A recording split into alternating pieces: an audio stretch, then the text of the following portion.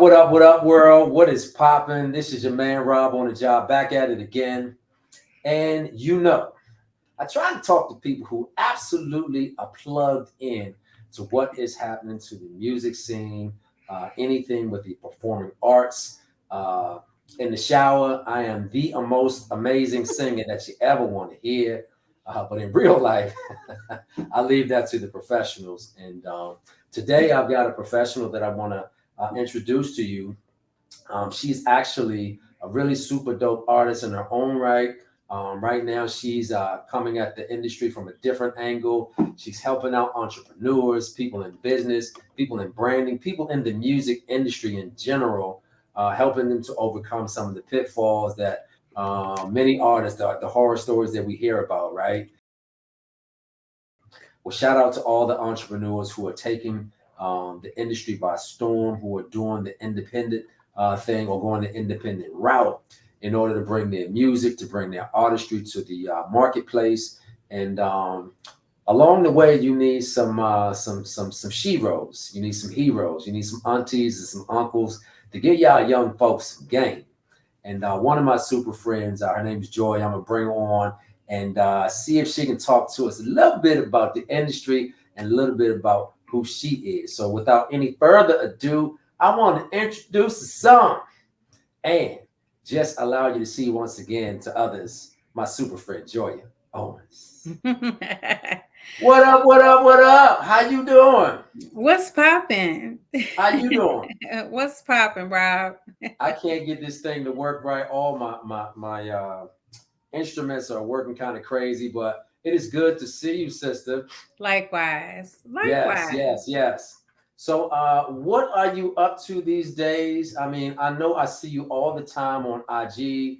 You always dropping gems. I mean, but it looks like you have projects galore popping off. But what can you tell the people about that? Is not necessarily top secret. What can you share with the folks Um about what you're doing now? well, first of all, thank you so much for having me on your platform. No And thank doubt. you. This is round two. So I want everybody to know how phenomenal you are and how patient you are and how diligent you are. So to all your listeners, just know like this is the man you should listen to. And so thank you. And then let me see what I got going on. Man, I got like How long you got? okay, yeah, pretty much.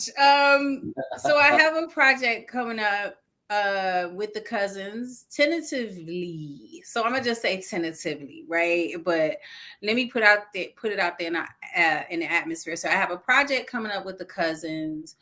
Actually just coming from a meeting with the councilman. Then the cousins is one part legendary hip hop member from Lords of the Underground, Do It All. He's doing something new. Ooh-wee. It's a new project. And of course, shout out to Do It All, Councilman Kelly. He's a councilman of Brick City, Jersey. Jersey in the building. So that's one project. Tentatively, I have something coming out with the DLC. Fingers very, very much crossed. Um, very Wow. much crossed. And then shout out to Doc. Just all praises. Well, And you know then what? yeah. Go ahead. I'm sorry. No. And so I'll just wait. I'll wait No, for I mean, I just it. want to say that what I love about you, Joya, is that you have this quiet confidence about you. Like you're not really braggadocious, right? And you only reveal what you want to reveal, but like in real life, you're like super dope and got so many things going on, but you do it in such a quiet and elegant way that Thank many you. people might miss the fact that you showing up somebody, right? Thank But you're you. not really out there for everybody to see, like, look what I got going on. Because you just politely dropped the DOC. Last Hey. time I checked, he was one of the hottest cats out. Late '80s, early '90s, down with NWA. Mm-hmm. It's getting funky. I mean, I can still remember that. And Mm-hmm. shout out the councilman who just got in office, I think last year in Brick Mm-hmm. City in Jersey, Yeah. who went from the rap game to now to a point of influence Yeah. serving in public office. That is super, super dope. Super dope. Super dope. Yeah, I mean, listen, like I said, I'm crossing my fingers on both accords, but they both reached out to me. So I mean, if nothing else, I'm very thankful for that, and I feel honored, like I must be doing something, and so Yeah. I'm grateful to God. I'm grateful to Allah. So all praises due. It's not.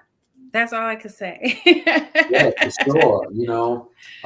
I love when, the outward manifestation, something happens, right? Yeah, You've been working on it for so long, and then it pops, and then it happens, yeah, in a real and irrelevant way. You prayed about yeah, it, meditated, you know what I'm saying? yep, You actually see it happen. I mean, it's whew, like, yeah, yeah. you really don't want to put it out there just in case, you know, things don't I happen. know. Yeah, Yeah. No, but, it's super dope. I appreciate the acknowledgement, but yeah, I'm excited and very happy. for sure. I Yeah. love it. Well, listen, if somebody was to come and find you, I know one of the titles that you go by is music strategist. So, can you Yeah. tell the people just a little bit about your journey and how you got to be there to be known as a music strategist? Because that's a all-encompassing word. So, tell us a little bit Mhm. about your journey and how you got to where you are today. Yeah, sure. So I started this journey as an artist, came into the game as a major recording artist signed to Universal. And then, like many labels do, my label started, I guess, changing up things like from the infrastructure from the inside. And when labels do that, most times it's not fun for artists because what the label is trying to figure out is who's going where, right? As we're making changes, who are we going to lose? Who are we going to keep? And who are we shifting? So I shifted a couple of times. I went over to A&M with Jimmy Jam and Terry Lewis, which was like I got a chance to work with Jimmy Jam and Lewis. So like who you're like, yeah, what life is that? And then after that, I had a chance to go with Andre Harrell, and I chose to take the independent route. So a lot in between working with artists like Lauryn Hill, Mary J. Blige, Sheryl Crow, doing backgrounds with Vincent Herbert, Bobby Brown, the Lords of the Underground, Monifa. The list goes on and on. Hip hop legends, Tragedy and Gaddafi. A lot of it's just a lot. Like I'm trying to remember everything. So wait, hold up.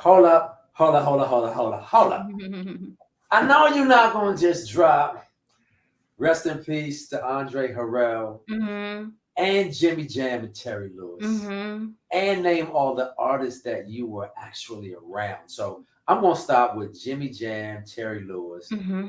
and Mr. Harrell. May he rest in peace. Mm-hmm. The mere fact that you were in the room with Yeah. those mega talents, mega stars, hit makers, um, I know that most people would choose to be connected to the energy that they were putting out back in that era. You know what I'm saying? Yeah. Yeah. Um, but to make the bold move to kind of go the independent route, I mean, you were certainly before your time in doing that. How hard was that decision to make, or were you privy to the bullshit that we know about now back then? Are you kidding me? I'm trying to figure out because they were like larger than life, and to be connected to them or even mention their name is I don't. That's rare air that you talk about. Rare air, like a rarefied air. Are you kidding me? But I don't know. I think I was just talking about this with Do It All, but I think and with a shout out to Michael at Fourth Quarter, another potential collaboration. But we were talking about we were talking about we're just talking about the earlier days and what I think really was happening, which maybe a lot of independent artists can relate to this. But I think that at that point, maybe my career was being defined, right? Like from a higher power. Because I kept getting pulled into these rooms like with, Butter or Jelly Bean Benitez, like these label owners. This Yeah, was not so much for my talent, but it was from my work ethic. And Mm. what I understood was the record deal was the precursor. It wasn't what was gonna be for me, right? That was like, okay, we're gonna bring you in. Is God being like, let me show you what's going on. We're gonna lay down the format, and do you got it? Okay, let's make a Yeah. decision. Do you want to go that route? I'm like, I ain't want to go this route. I'm like, Right. So it's like this route is going to be much harder, but I learned more back in those times. I mean, it's we have media base now, but it used to be BDS. So I Yeah. learned a lot about my spins. I learned about the politics of each radio station. I learned what made the radio stations tick, what made them add you, what made them drop you. You know, Yeah. so now I would compare that to streams. Like, what's going to make a music curator stream you? What will make them not stream you? Right? What makes them happy? How do you speak to them in their language? So So yeah. in terms of that, I know that was major. I think I may have shared with you my story or a story in my journey, where I know a kid who was going to Howard University. He left sophomore year, and his uncle was at Polygram, and he was going to be a part of the street team. And when you talk about like how you get airplay or how you get spins, you hear about the Suge Knights of the world, and you hear about what Diddy did. Yeah, you got to come in with 100K. That's how you Right. get that radio play, right? And, Right. and the game has changed now with streams and how a curator, like you said, or even a music director at a satellite radio station, like who gets play, who gets the spins. Like, Right. can you peel back the banana just a little bit about how that easily either actually worked back then, Mhm. or what's the secret sauce to how you get there now? Right. So back then, it very much was the politics of the Mhm. label, right? Which that's why it made it so attractive for you to be signed. Yeah, Because if you think of it like this, like if I get signed to Def Jam, woo, who's all on Def Jam? right. The You know what I roster mean? was crazy at one time. Great bananas. So if I'm the newest artist, heck, I come in, it's like I'm gonna get more carte blanche than them, really, because all of the favors I get are coming because you can get LL or you Yeah, can get whomever. Do you know what I'm saying? So it's yeah, like it works differently now. So now it's like I was just talking about this to somebody, but it's like you got to put that work in. But when you put the work in, you bring your leverage along with you. And what you're yeah, saying when you come to the table with a music curator or whomever is, look what I did. Look how fast it's moving. It's moving very fast. yeah, yeah, And so they're like, yeah, it's a no brainer because nobody has time to put in the ingenuity to make it work anymore. mm, You got to make it work. And then you bring it over and you're like, look, it's working. I got the formula. And whoever generates enough, let's say, social currency to make yeah, it work and it's continuously working, curators can tell like this kid's got it. This kid's got it with no, he ain't even thinking about it and he got it. That's who wow. you wanna, yeah, because it's So here's the $1 million question. sure. You stepped on a landmine for me, and I'm just gonna ask you to be on Front Street with this. Okay. For the decision makers who will go nameless, whether it's curators, music directors, Mm-hmm. label Mm-hmm. owners, is it more important to be talented, Okay. for real talented, Mm-hmm. or is it more important to have social currency for me to choose you to be on my label? Mm. Okay, so I'm gonna answer that question. So talent is always, I don't want to bypass that as if that is not important because it is important, excuse me. Well, also talent now is like, uh, that's up for debate, right? It's like what you may think is talented, someone else may think, I could take it or leave it. But I think really what we're dealing with now is And I just talked to a guy who's actually, they just got their artist signed with Dallas Austin. Shout out again to fourth quarter. But what it is you're looking for two things: temperament and work ethic, and then talent. So it's like, how open are you and willing are you to take direction, which is not really a new model. It's how artists used to, the artists that you see nowadays that have longevity, like 20, 30 years in the game, they really took direction best. Even if you see them, you know, even if they went left for just a second in the Yeah. beginning, those were the artists that took direction. And you have some who are like you know, a unicorn, like a DMX, but it's Yeah. X. So what are we talking about, right? It's like sometimes you can't get the pure genius of a DMX and then want me to color inside the lines. Right.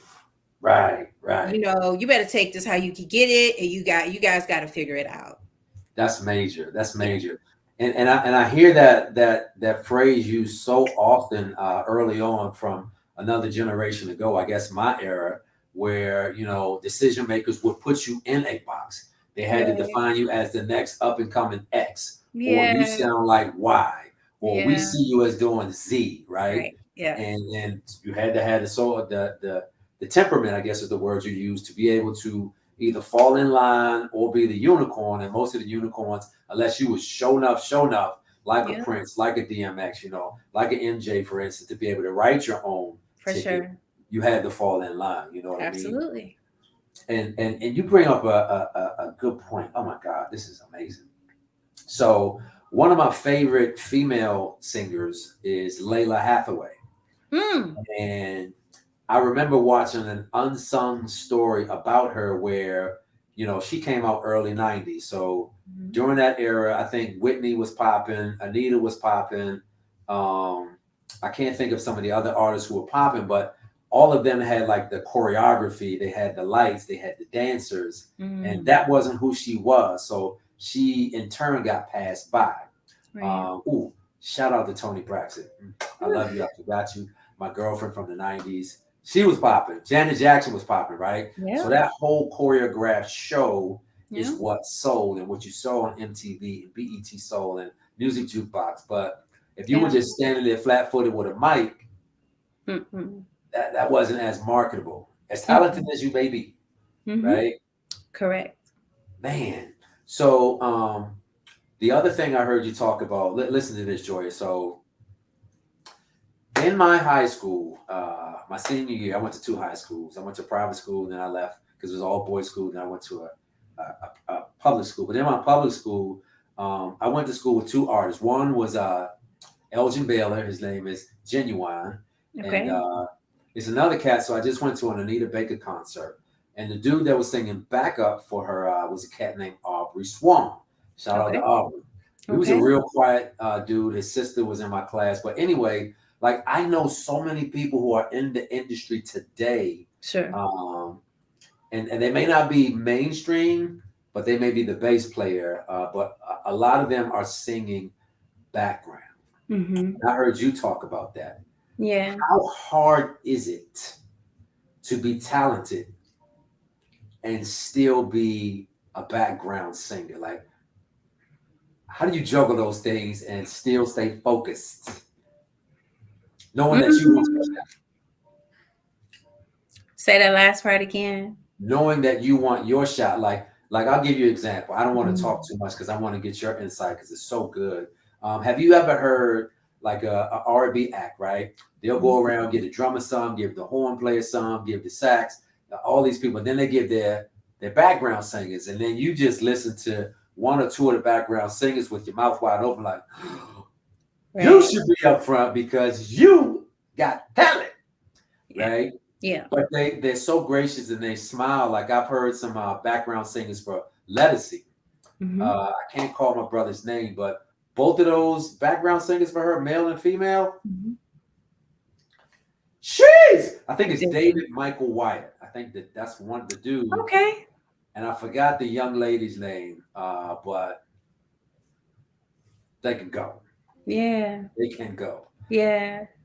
So my question is, how hard is it to do that when you're talented in your own right, but you use background?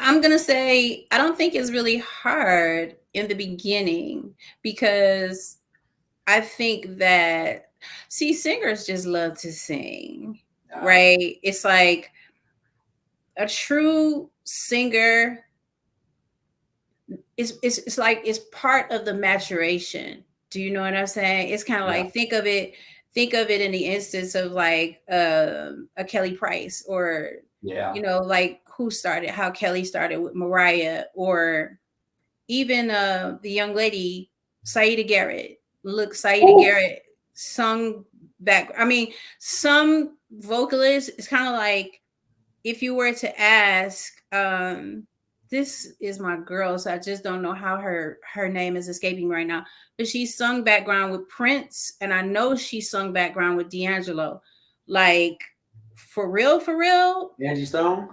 Nah, she used to do open mic. I'm gonna think of her name in a minute, but she Okay. used to do open mic back in New York, and she ended up being like a super big deal. Mm. And she was with Prince up until the time that Prince made his transition. But I just say all that to say, I don't think it's hard. I know one thing. When I was with Mary, I was. It's like you're not looking at it like that. You're looking at it Excuse like me, everybody. it's a singer thing. It's Joy just dropped another bomb, like real subtly, but she's talking about the Mary J. Blige. right. I'm sorry, sis. Go ahead on. No, it's all good. It's all good. But I just feel like it was just like a singer thing. It was the four of us and it was her. And even though we were on stage with her and it's totally her show, I don't know about I can't speak for the other singers with the mentality, but I felt like no other band members were there. Nobody out in the audience was there. It would just be her and us. And every Mm. now and then she would turn around and look back at us and be like, sometimes she would say it on the mic, like, woo, and make the band quiet down Yeah, so yeah, you could just hear us. When I tell you it yes. was like complete and total bliss, and I'm telling you, you talk about somebody who will rip a stage down. So I know for myself, I could tell when she's halfway in it. I could tell when Mary has recorded and went in there and just dropped one take on the record. Because to see her at 100 is crazy. Mm. It's Mm. crazy. It's crazy. So You know, it's funny that Mary J. Blige is a barbecue topic for me. And can you believe that there are some people on the face of this earth who say that Mary can't sing? Now, yeah, I can believe Mary it. has been my round the way girl since 94, 93, whenever she came on the scene with Ugh, Real Love, right? yeah.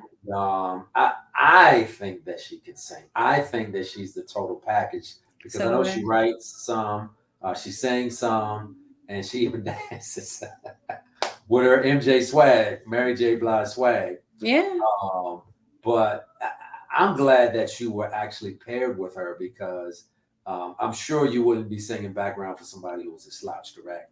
I Yeah. don't think so. I mean, yeah, that was her. Shout out to Mary and Latanya and shout out to Kern, pardon me, and shout out to Joyce. Because you get called for certain things. I got called for Tamia, I got called for Lauren, and you ultimately is going to be the artist. Like it's the artist that makes the decision. Hate to all artists out there, never ever ever get caught with your passport expired, or else Mm, I'd be telling you about my tour with Lauren too. But mm. shout out to them for even wanting me, so I always include that because they wanted me. It's just that my passport wasn't, and they were like, we gotta go. So You're dang gonna miss this one. See you want to see it. it. Yeah. Man, so I usually don't get messy, and I think that the Miseducation of Lauryn Hill is a uber classic for the ages. Absolutely. Yeah. Um, but there are some people in the industry like my man Robert Glasper and some other folks, they're not as kind to, Lauren for whatever the reason, right? They got their own personal gripes. But the only thing that I can say about Miss Lauren Hill, besides the fact that I think she's uber talented, I love her vocals. She is habitually late. Yeah. Is that a diva thing that is part of the industry, or when you reach her level, like that's baked in? Like, what's up with that?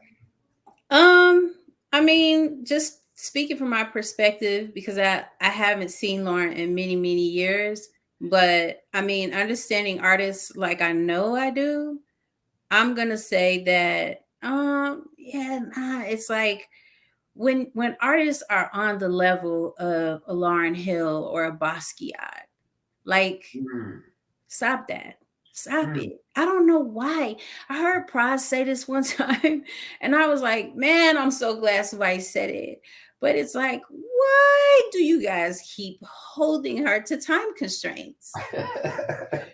She's, you know what I'm saying? It's Lauren, stop it. Right. This is not and we have artists that I'm just going to use Poitier because he just comes to my mind as a person who has so much distinction and poise. And of course, those artists back then, do you know what I'm saying? Like a Sammy Davis Jr. or something. That was way Yeah, before our time. But like this is the way they had to come in. They yeah. had to like rise above. But when you have somebody as like Lauren's talent is to me, her gift is unearthing. It's it's like boundless. Mm, So I don't mm. know. I and probably if I was a ticket holder, I may feel different. But I Yeah. just say like it's genius. See, so We you Russian you you genius. you hit the nail on the head. So even with her artistry, right? Yeah. Even with her genius, and I love the way you eloquently put that. Like it's freaking Lauren Hill. Like that's baked into that's part of the equation. But as a ticket holder, right? Yeah. Um, I don't know what people are spending, but typically if I can't be in the front row, I don't want to go. So I'm somewhere near the stage because I want to feel. And if the person is sweating, I might get a bead on me or something like that, right? Correct. Correct. So when you pay your money, you want to see the artist. And For sure. I mean, when you two hours in, right, and the comedian that told all the jokes he or she can tell, and the DJ done spun every record that he or she can spin, Yeah. it's like, come on, sis. Like I'm trying to give you this love and this energy so we can sing back to back, word for word, whatever song you decide. Yeah. But Yeah. the weight is sometimes anticlimactic, and I'll leave it at that because Absolutely. from an artist standpoint, I do get it. There's some people you need to let that be what it's gonna be, No, right? for sure. Take them No, where for they are. sure. And Yeah, listen, I understand that because I just went to a concert myself, and I'm like, I know I wouldn't want to be the person on the side like that's like, oh my God, like where is this person at? Was excited. I came in excited, pumped, ready to go. Now I'm tired. Like I don't want to be here tired. Hell no. Like where are you? yeah, But yeah. yeah, so it's just like that's two sides to every coin. So speaking of shows, right? Because Yeah, I know as an artist, you have a different ear than I hear. I like what I like, and I rock with what I rock with. But sure. can you tell me in the Joya Owens catalog, Mm-hmm. like what is the single most lit concert you've ever been to, or what has been the most impactful concert that you have ever been to live? Not as a participant, but as an audience, like the rest of us. Who comes to mind? Bobby Brown. Every little step. Come on now. What now? Were you dancing? What? Wait, what? We came in on our knees like Ooh. Meg the Stallion, like ain't nobody humping around. Oh my God. No, I'm Yeah. serious. It's just I'm talking about at his now this was at his height. So two, one Bad Boy reunion, which just happened most recently, tore Bad it boy down. reunion.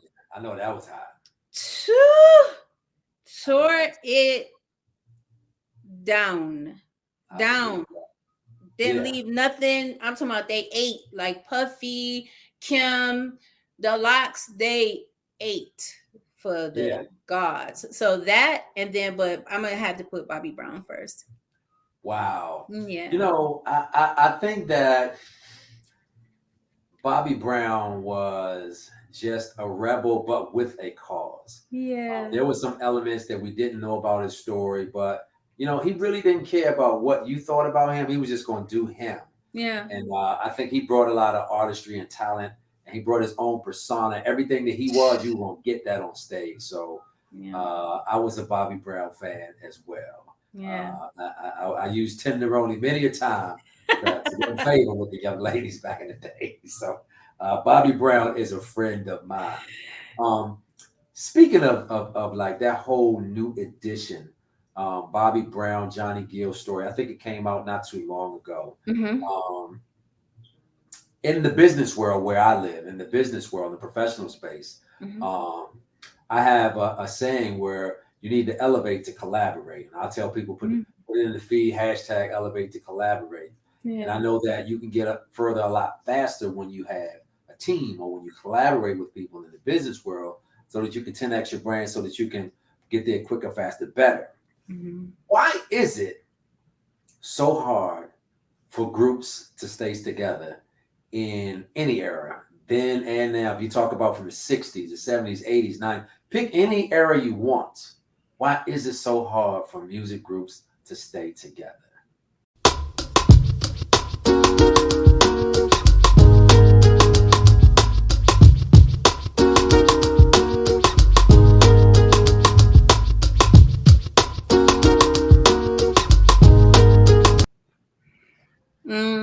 I'm gonna say, well, I'm gonna say what everybody knows, but it's like, let's look at the groups that have managed to stay together, right? It's like, do you find a commonality? You know what I mean? Like, do you find a commonality with like Nerd or NERD? You know what I'm saying? Like, you Mm-hmm. have to. When I was watching the Temptations, I'm gonna answer that question like that. I was watching the Temptations, the movie, and the guy, the doctor was telling Blue, he was like, I can't keep giving you cortisone shots. You know what I'm Mm-hmm. saying? Like, you got to come off your legs. And Yeah. Blue was like, Doc, have you ever been a part of something that was bigger than you? Mm. Mm. Whew. Yeah. So I think when you have the majority of the members that think like that whole Blue and Otis Temptation thing, and I know that's like a long time and that's before our time, but it's a great movie for all your Yeah. listeners. Go watch the Temptations movie. It's really a great movie. But so I think when the artists are thinking more individualistic than maybe a Kelly and Michelle, Yeah. somebody gotta be like, we gonna support our Kobe. I ain't Yeah. trying to be Kobe. I'm just trying to be on the team. Right. I just want to Right. see us win, and Kobe is Kobe. So I'm hard down with him. Another reference, last one. Um, I forgot the name of it. I think it's Last Dance. Rodman was saying, Yep. Rodman, right? It's like he was like, Scotty's out, and he did something, and the team was mad, and Jordan was mad. So Robin said he felt it. He was like, it weighed on him so hard. Now we know, if you see Rodman in his prime, like he's a hell of a player. But think about it in this respect. He went to Jordan's room, asked Jordan for a cigar, and they talk about this. Jordan's like, he know I don't smoke. But that was his way of saying, I apologize. Yeah. Rodman said after that night, after that game, it was up. And basically, he was like, I'm going to do, now listen to this philosophy. It's Dennis Rodman, Bad boy. right? Bad boy for life. He said, I'm going to do everything I can to step into Scotty's shoes because Scotty ain't here. Yeah. So I got to be Scotty for Jordan. Yeah. Not I got to be Rodman. Yeah. So That's dope. That's yeah. dope. That's dope because that's facts, right? And Facts. I don't know why it's so hard to choose who your MJ or your Kobe is going to be, and just surround that particular person. Let them get their shine, because if they win, we win, right? Correct. And that's just like, it just seems like it's really hard to do at some point. I know some of my favorite groups have broken up over the years. The cattiness would involve when we talked about New Edition. Teddy Riley left Guy, you know what I mean, and go on and on and on. And not to throw shade at anybody, but it hurts as a fan when you see these people who you are used to seeing together are now no longer together, right? For whatever the reason. Yeah. And I just wish that the passion and the zeal and the zest that you had in the beginning just could sustain itself, and all the other stuff, your friends and money and media personalities kind of get you off your square, saying you need to look this way or go that way, right? Yeah. Yeah. So For sure. I know that in your strategies and in a lot of the things that you do, I take it that you are a writer at heart. Do you write any of your music or write any lyrics? Yeah, I mean, I love songwriting. I started out as a poet, so I would say, but singing and songwriting go hand in hand. I think I love them both because it's still my love language. Okay. Yeah. Do you find that your best projects come out from pain, or when you kind of like in a zone, you're like, this would be dope. I'm gonna write about this. Oh man. Yeah, I think I'm a hard time writer for sure. Like something that's like heartbreak or Mm. because Woo! I think it's gonna be like I heard a psychologist say it best. He said if a person is scared when they're in the shower, that makes sense because you're naked and you're at your most vulnerable, Mm. right? So Mm. when you when you're at your most vulnerable, like when you feel it like to the gut, I think you can Yeah. always come out with something great. But um I feel like I can go outside of that because I wrote something for Veronica and I felt like it was a good song, and I guess they felt that way too because they titled the album after the song, so Wow. I was proud about that. I'm so glad that Joy is my super friend. Are y'all listening? Are you listening to the gems that are being dropped? You mentioned one name of a chick that I thought was like dope, Yeah. for real, but never got the longevity. Hmm. Her name was Monifa, Mm. and she was connected to a really dope producer who's still dope, in his own right. Yeah. Um, and that producer left to be with another megastar.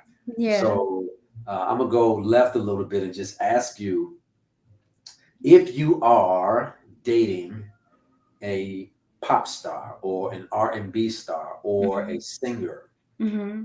is it reasonable to expect that your mate, whether he or she is male or female, to Hmm. be faithful? I'll ask that again.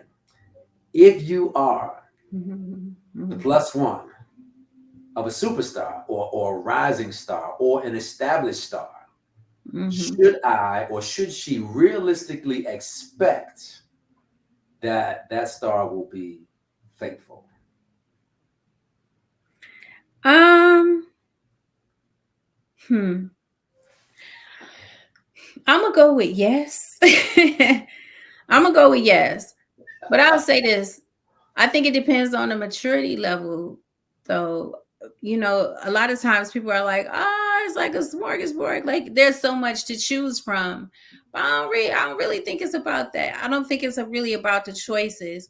You know, I think when artists get signed, shout out to Minister Comrade Muhammad. He told me this many, many years ago. Never forgot this. Moss number 7. He said the the rise and the I guess the progression of fame is going to uncover what really lies beneath, right? Mhm. So if you already are like very promiscuous, if that's what's beneath, Yeah, yeah, yeah. then your celebrity or your fame It's coming out. It's gonna uncover who you really are. And Mm, until you can have like that evolution where you come back around and it's like you calm down. It's I liken it to how they say like most people who when they hit the lottery, they're gonna be broke in this amount of years because they're not used to that. But then when you get used to it, right? It's like your first 5-star dining experience or the yeah, first time you tasted Louis. yeah, You tasted it, it hits your palate. Now you're used to it. yeah, yeah. So I would liken it to that. But yes, I think you should expect it if if Mm. you have somebody who has that level of maturity. Okay, Yeah. so I am certainly surprised and shocked at your answer because the outward manifestation of what you see is like promiscuity is out there, but based on Yeah. how you answer the question, which is really deep and insightful, like who you really are is really truly on display. When you get that level of fame, it's kind of like Without being a on doubt. drugs. If you're a really quiet person, drugs gonna make you even more quiet, I guess. But Yeah. if you're a really outlandish person, then that's what you get Yeah. when you get the liquid courage, right? Good analogy. Yeah. Yeah, yeah, yeah. So Excellent. I never really thought about it like that, to be honest Yeah. with you. You Yeah. know, yeah. So when you are in your zone and you're writing, like, is that something that you do inspirationally still today, or is your business acumen like on? Because you got so many Mm. collaborations you just mentioned that I'm not Yeah. sure if you have the chance to write. Mm, yeah, so not as much as I used to, but I think I'm, coming upon a season where it's like I have like an easel in my room. My husband bought me brushes and sponges and all that kind of stuff. So when I'm so moved to do so, then I'll paint, right? And then I have I like to make a connection here, here, here, here, here. Because Yeah, I believe like all of us as creatives, that's our thing. We're not supposed to be living the same day, right? So yeah, tomorrow should be about something different.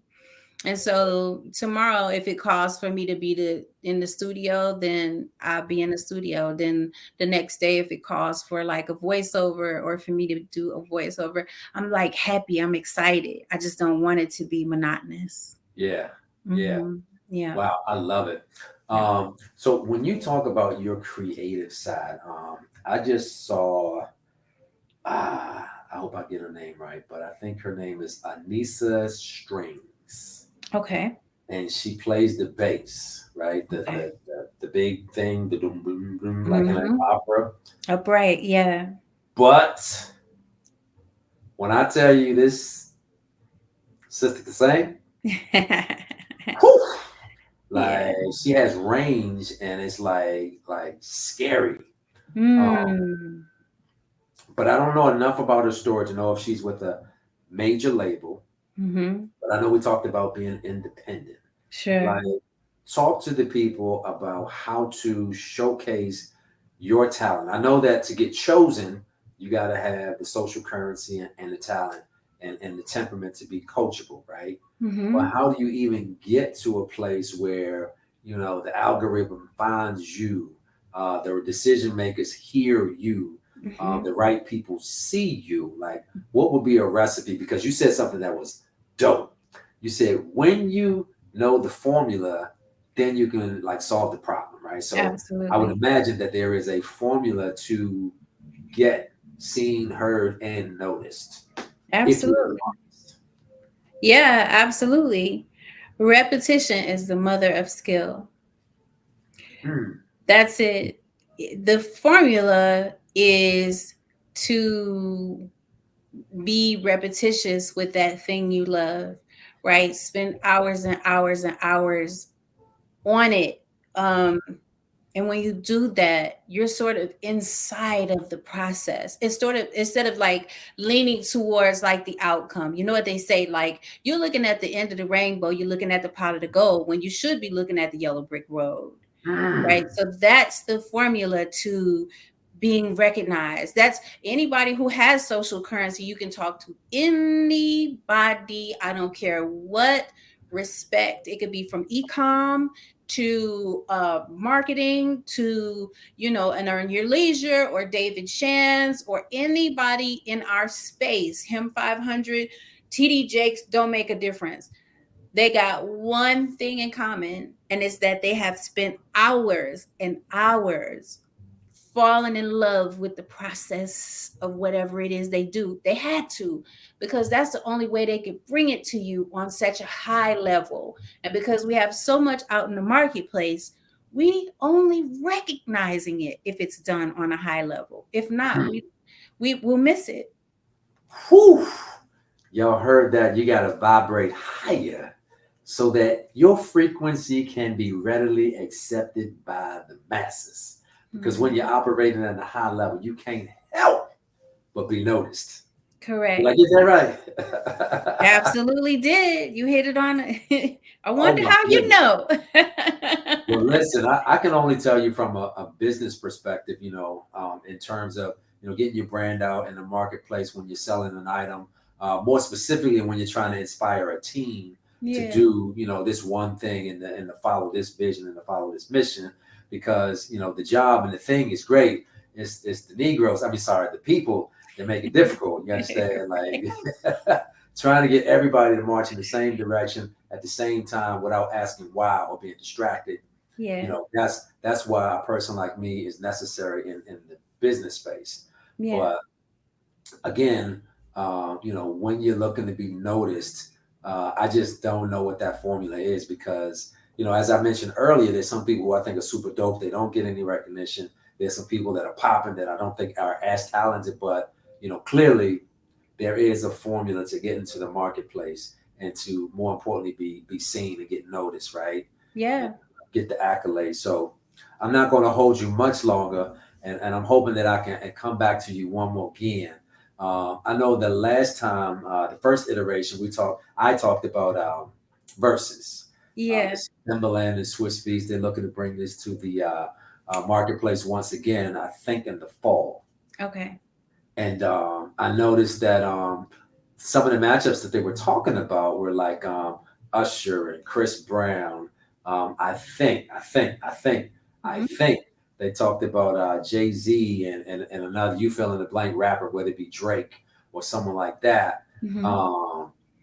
If you had to think really hard and I put you on the spot, what would be a worthwhile versus for you to see right now? If you were to put in your request, your DJ music request to Swiss Beats and Timberland, who are you trying to see in the upcoming iteration of versus?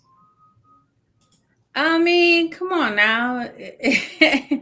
It's gonna be Jay and Nas. It can only be. Anyway, we got to give Jay the chance to kind of redeem himself, right?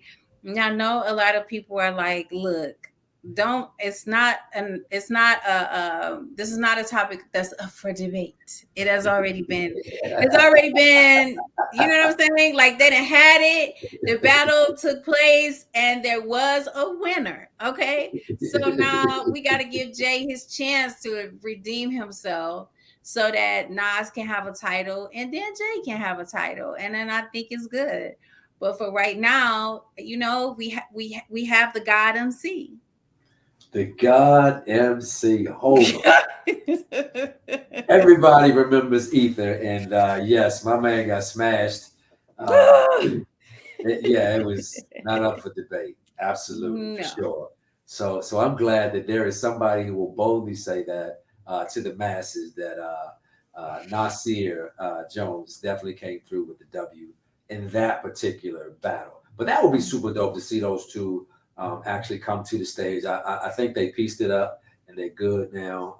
I think they've collaborated on some stuff. So I love a story where brothers get together, sisters get together, and it's not real messy, right? I'm not a real big Atlanta Housewives reality TV kind of dude, because like I don't like a whole bunch of messy stuff because it gets celebrated and accepted and packaged and shown to our babies, and we tend to think that's the way it's supposed to be when in actuality it's not, right? I would rather see the Rosewoods and Black Wall Street and the movers and the shakers of the early days who actually did something without being messy, without stepping on somebody else when in fact they reach back and pull somebody else up to bring them along for the journey. So I love those kinds of story as opposed to the messy catty kind of stuff. But I love a good battle. And Jay-Z and Nas will be a dope verses. But before I let you get out of here, Joya, you have been so amazing, and I'm going to reach out to you again. But drop some knowledge on the people. What is it, something that you want them to know, something that you want them to take with them as a musician, as an artist, trying to get to the marketplace? Just some game, some that you heard, somebody told you, imparted upon you, and now you can share that with somebody else that's coming up. So what you got for the people? Absolutely. Well, so we talked about it again on the heels of that question. You asked me so many beautiful questions today, and we had a great conversation. But I'm gonna piggyback. I'm gonna come on the heels of what we were talking about the formula for people to get pushed out into the marketplace, which is hours and hours and hours of beating on your craft to perfect your craft. But then the other thing that I would say is, once you get past a certain point, every person that's out there that's looking to do something at a higher level is going to find themselves at a crossroads. And that's when you're going to have to ask yourself, okay, now it's high performance time. You can't really concentrate on who's to your left or who's to your right, who showed up, how many likes you got, this or that. You really have to zero in on it, because at first, what it's about is getting the attention. But now you got the attention, what you're going to have to learn is, how do I play at a high level, high performance? So what that's about a winner's mentality. And as much as I would love to preach about monetization and ownership, and that's important, that's what the Friendship Society, that's what we stand on, right? We're the first artist led company that's out there teaching creatives about ownership, monetization, and how to make it to that 7-figure mark and 6-figure mark first. But moreover and beyond that, what I really want people to know is that winning is about a psychology. It's not a one and done situation. All of us are going to be learning on another level all of our lives. It's an ongoing thing. You just keep leveling up and keep leveling up. And that's the way it is. So if you really want to play at a high level, if you really want this thing, whatever that thing is that it may be, invest in personal development and invest in learning how to, just pour into yourself so that you are performing, feeling, vibrating, and thinking higher. And this year's commencement speaker of the 2024 class, man, oh man, oh man, oh man, Joya, you have been a gem, you've been a jewel, and I appreciate everything that you have dropped to my listeners today. So have you.